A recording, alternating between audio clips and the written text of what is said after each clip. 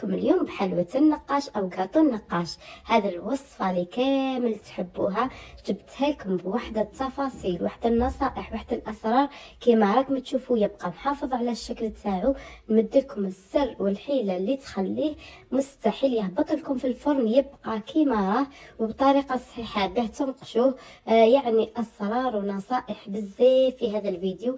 نتمنى تكملوا مشاهدة هذا الفيديو حتى الأخير، لأني في كل دقيقة إن شاء الله نمد لكم نصيحة باه تنجحوا في قاطو النقاش أو كعك النقاش. وصفة هذه مضمونة وناجحة، والبنة تاعها صدقوني قد ما نقول لكم بنينة ما تقدروش تتصوروا البنة تاع هذا القاطو تاع النقاش. وصفة ولا أروع.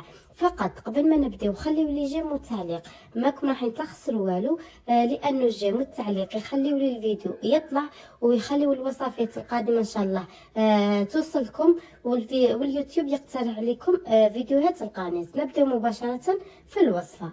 هنا بالنسبه للعجينه، انا هنا المقادير داروا لي 53 حبه. نمدلكم يعني كل شيء بالتفصيل.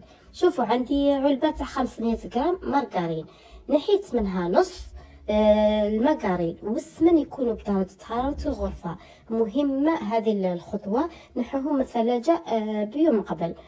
المهم شوفوا نحيت نص علبه تاع مارغرين وعوضتها بالسمن، يعني 500 غرام مارغرين، نص سمن ونص مارغرين. ان شاء الله تكونوا فهمتوني. انا درت هذه المقادير كما قلت لكم، خرجوا لي 53 حبه. انتم اذا تحبوا 25 حبه ديروا العلبه الصغيره تاع 250 غرام، ديروا نص مارغرين ونص سمن. هنا عندي نص علبه تاع سكر كلاصي. هنا العلبه شوفوا تحبسوها في هذاك الخط، ما تكونش معمره مليح، يعني العلبه تكمل في الخط، انتم ديروا النص تاعها. ان شاء الله تكون مفهومه هذه الخطوه.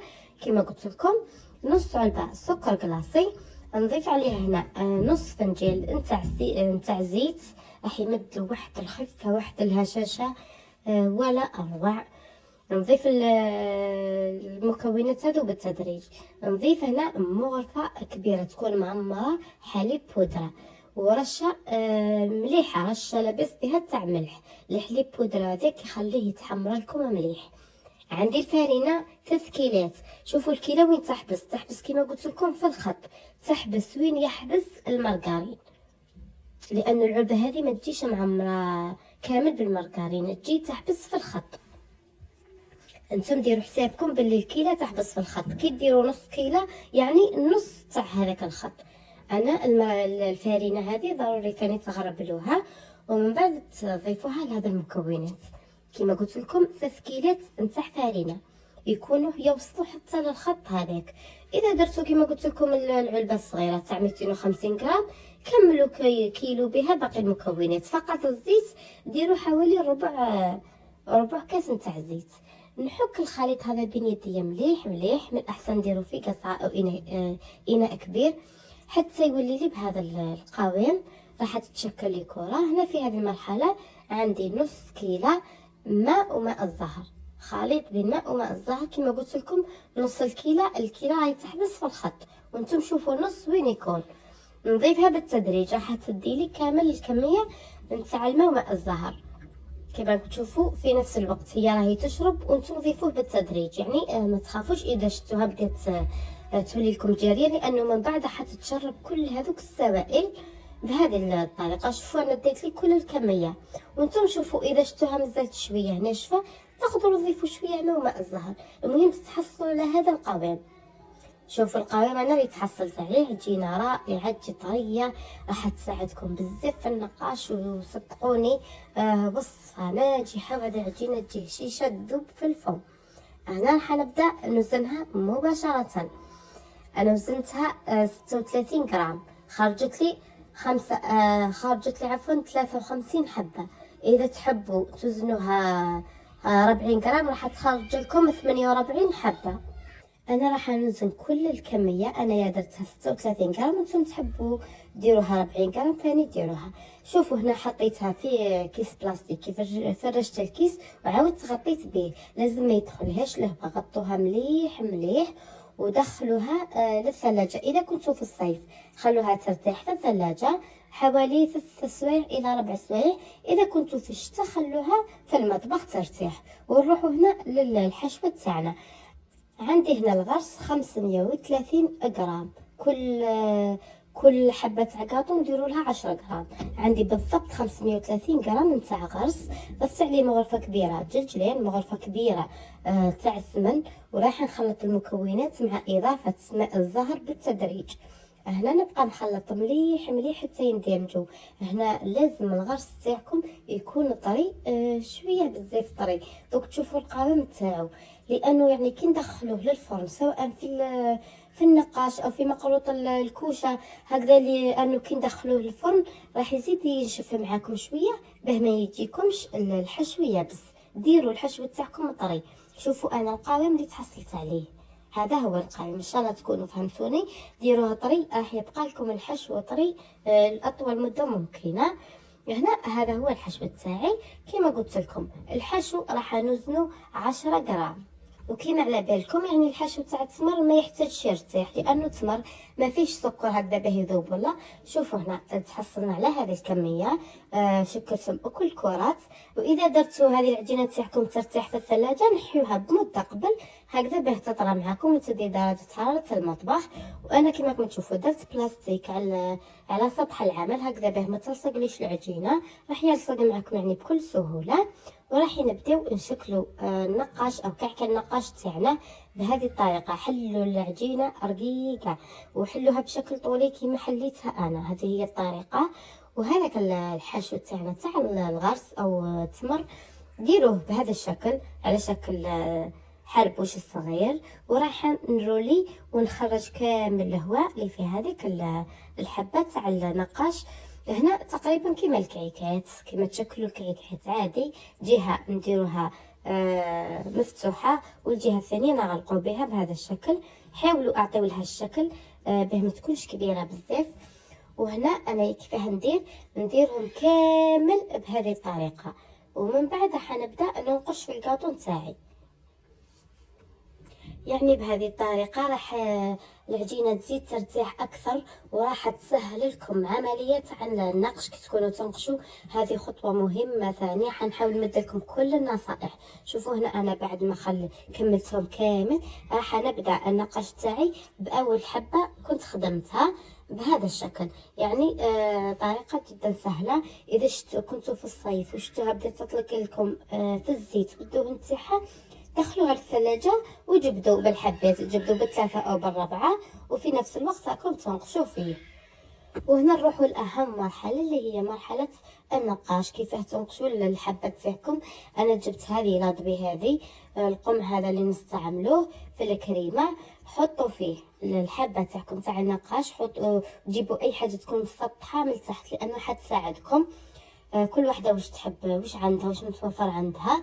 بالنسبه للضوي استعملوا واحده تكون شويه صغيره، ما تستعملوش الكبيره بعد ما تجيكمش حبه النقاش مفتوحه بزاف. تقدروا تستعملوا بوشون تاع اي قرعه. هنا هذا النقاش كي استعملوا دائما هذا اللي يكون صغير.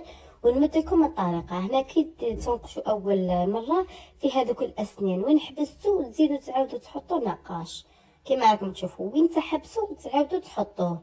وهنا كي تصيروا على العجينه ما تجبدوهاش للبرا، يعني باش ما تنحش معاكم من الحبه تاع الكاطو.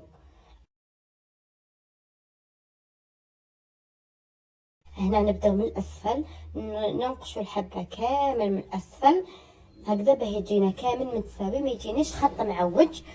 ومن بعد راح نكملها من الاعلى. يعني ان شاء الله تكون طريقه واضحه ومفهومه. هنا ما حبيتش نسرع لكم الفيديو يعني باه تفهموا مليح، تبعوا الطريقه مليح. شوفوا هنا وين يكونوا الاسنان نعاود نحط النقاش ونكمل ننقش. هي يعني عمليه شويه تصعب، ولكن هذا الكاطو كما على بالكم يعني ما فيش تزيين، والا هذا هو التزيين تاعو. هنا كي نكمل الحبه تاع النقاش كامل راح نعاود لها المره الثانيه، نعاود نرقلها للجينه نتاعها. انا ما نحبش النقاش يكون تكون هذوك النقشه تاعو شويه متين، نحبو يكون رقيق دوك تشوفوا النتيجه اللي نتحصلوا عليها. هنا راني نعاود فيهم كما راكم تشوفوا. حاولوا فقط اضغطوا غير على الاطراف باه ترقيق معكم العجينه، ما تبقاش متينه. بهذا الشكل نكمل كل الكميه بنفس الطريقه. هنا بعد ما نكمل نعاود الحبه مليح وتولي رقيقه، نحي هذيك لاضوي ونعاود نهبط النقشه تاعي لداخل بهذا الشكل. اللي تحب تخليها هكذا تخليها. بالمسبر كنهز الحبه راح تتهز معايا بكل سهوله ونحطها فوق ورق الطهي في البلاطو. وهنا راني نعاود معكم حبه ان شاء الله باه تفهموا وان شاء الله تكون طريقه مفهومه. ما تنساونيش بالجيم والتعليق. هنا بعد ما كملتهم كامل نحطهم في البلاطو، انا نخليهم يباتوا ليله كامله، وهذا هو اهم سر باه يحافظوا لكم على الشكل تاعهم.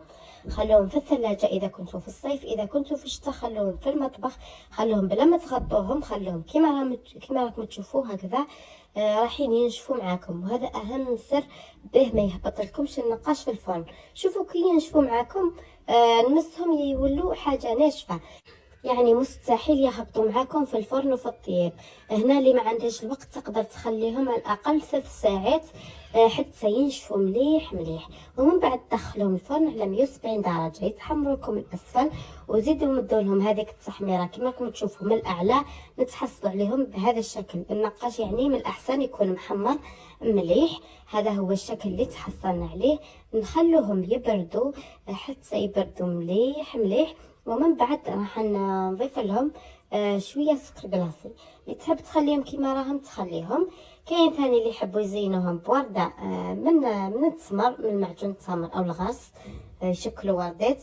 انا هنا حبيت اخليهم هكذا كيما راهم، زينتهم فقط بشويه نتاع سكر كلاصي. بالنسبه للسكر كلاصي تجيبوا صفايه اللي تكون رقيقه، ما تجيبوش هذيك المتينه باه ما يديلكمش بزاف السكر كلاصي. هنا شوفوا النتيجه، بقى محافظ على الشكل تاعو، بقى يعني رائع. شوفوا كيفاه طاب محمر، صدقوني جاء ولا اروع. يعني الصوره وحدها تحكي على النتيجه. هذا هو الشكل النهائي نتاع كاطو النقاش اللي كنا حضرناه مع بعض. نتمنى تجربوه، ان شاء الله تكونوا كملتوا الفيديو حتى النهايه. اللي كملت الفيديو للنهايه تخلي لي تعليق ولو بقلب او اي تعليق باه نعرف باللي كملتوا الفيديو. وهنا شوفوا النتيجه النهائيه صراحه جا ولا اروع. هذه كانت طلبيه. اللي تحب تكوموندي من ولايه برج بوعريريج نخلي لها رقم الفايبر، فقط تبعث لي ميساج. واللي تجرب الوصفه ثاني ما تنساش تبعثها لي في الفايبر بان نحط تطبيقها في الجروب او نحطه هنا في المنتدى. واللي تحب تنشر تدخل لجروب فيسبوك حلويات سهله وسريعه ام لينا وتنشر تطبيقها الوصفه وشوفوا النتيجه اللي تحصلنا عليها. هذه الوصفه خبوها وديروا لها حفظ، تحتاجوها ان شاء الله في العيد لانه بزاف يحضروا النقاش في العيد. ان شاء الله تكونوا استفدتوا منها. وهنا بعد ما درت لها لي كيسات شوفوا الشكل النهائي صراحه جات ولا اروع. وبالنسبه للمهتمين بالحلويات انا كل الطلبيات اللي نحكمهم راني نحط فيهم في القناه الثانيه الخاصه بالحلويات، اسمها حلويات البريجيه. نخلي لكم رابط تاعها في اول تعليق او في صندوق الوصف.